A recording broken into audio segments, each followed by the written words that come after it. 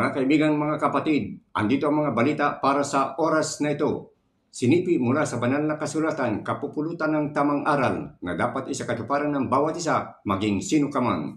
Sa ulo ng mga balita, dahil sa kasama ng tao, nagkaroon ng dilubyo. Huwag dagdagan ang iyong kasalanan sa hindi paggawa ng mabuti.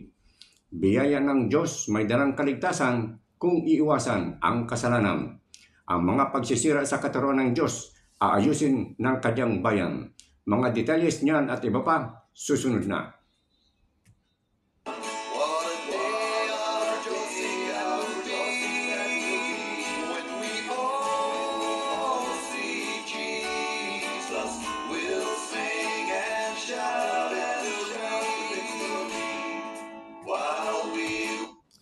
At ngayon sa detalles ng ating mga balita, labis-labis na ang kasama ng tao sa mundo. Sa pangkalahatan, wala ng respeto sa Panginoon. Dahil dito inatasan ng Diyos si Noe na gumawa ng daong upang masakyan ng sinumang gustong maligtas sa gagawing paggunaw sa mundo.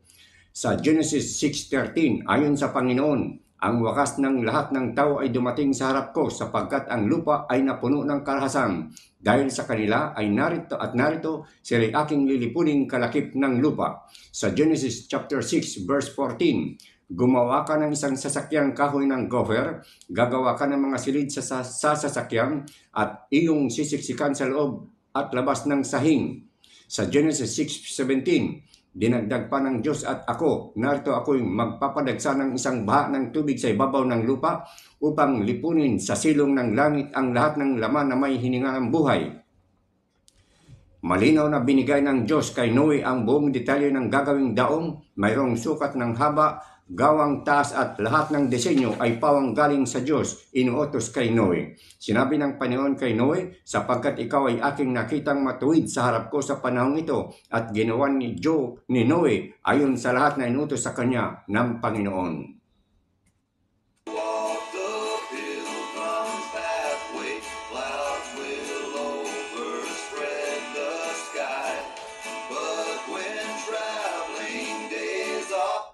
Sa iba pa natin pagbabalita sa ating mundong ginagalawan, maraming pangangailangan ang karamihan, lalong-lalo na mga salat sa salapi at kayamanan. Hindi may tatago ang mga tao ay lubhang naghihirap, hindi lang sa salapi o kayamanan bakos, hikahos din sa pagkakalinga ng kapwa, na kung hindi maagapan ito'y maaring magresulta sa sariling pagkitil ng sariling buhay.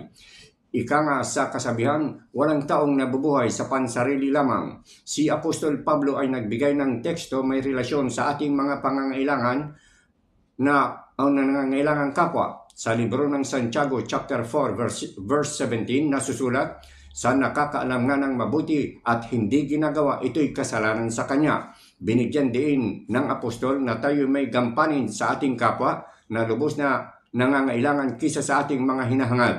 At bilang mga Kristiyano, nararapat na tayo tumulong sa sinumang nangangailangan gaya ng karakter ng Panginoong Diyos. Wagas kong magbigay tulong dahil sa kanyang pagmamahal.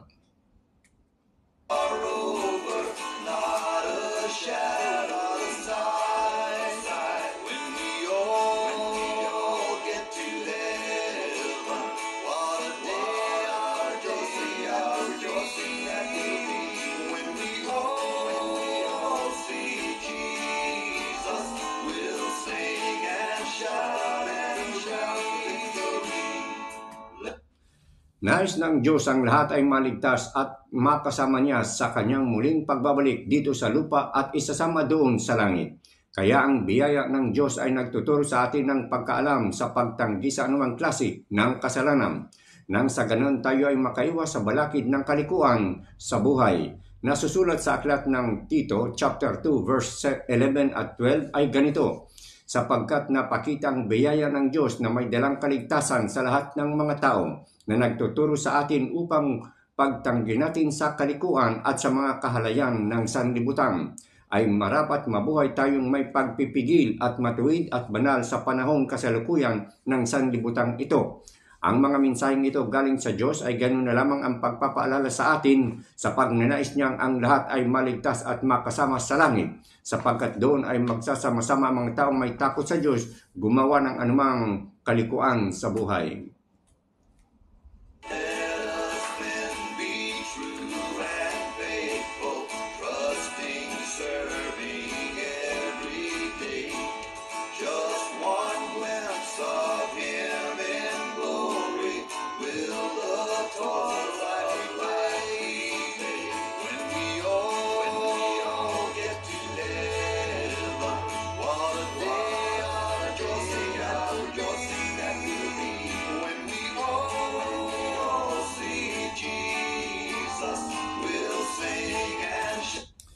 Sa iba pa natin mga pagbabalita, sa dinami-dami ng mga nagsusulputang sekta ng reliyon, iba't iba rin ang kanilang mga itinuturong doktrina.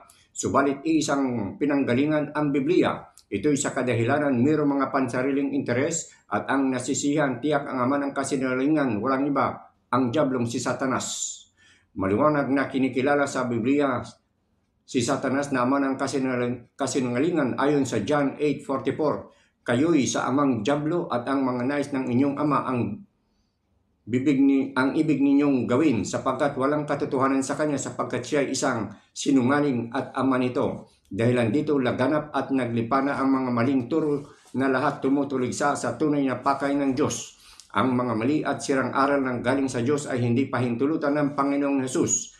Nasusulat sa Isaiah 58:12, at silang magiging iyo ay magtatayo ng mga dating sirang dako, ikaw ay magbabangon ng mga patibayan ng maraming salit-saling lahi at ikaw ay tatawaging ang tagapaghusay ng sira, ang tagapagsauli ng mga landas na matatahanan. Kaya pagsikapan ng bawat isa na suriing mabuti kung anong aral ang tunay na galing sa Diyos.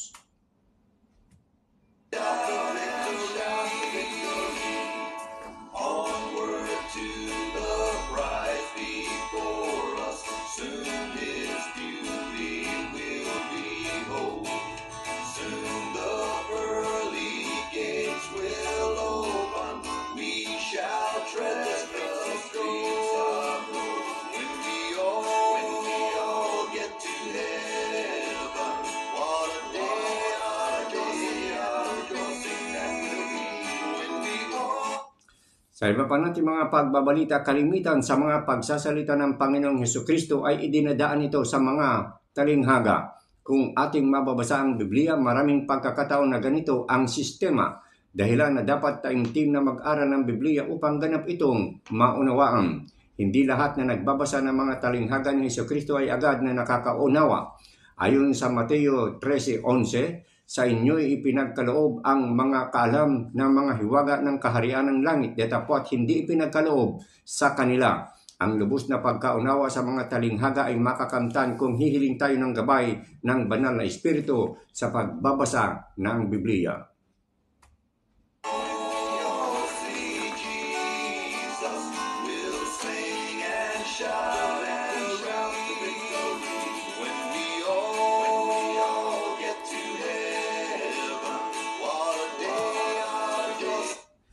Sa ating Bible trivia mga kapatid, ang Old Testament books ay sinulat ng may 30 authors, samantalang ang New Testament ay sinulat ng 8 authors. Ito ay kinabibilangan nina Matthew, Mark, Luke, John, Paul, Peter, James at Jude. Sa 8 author na ito, 4 sa kanila ang mga disipulos ni Kristo.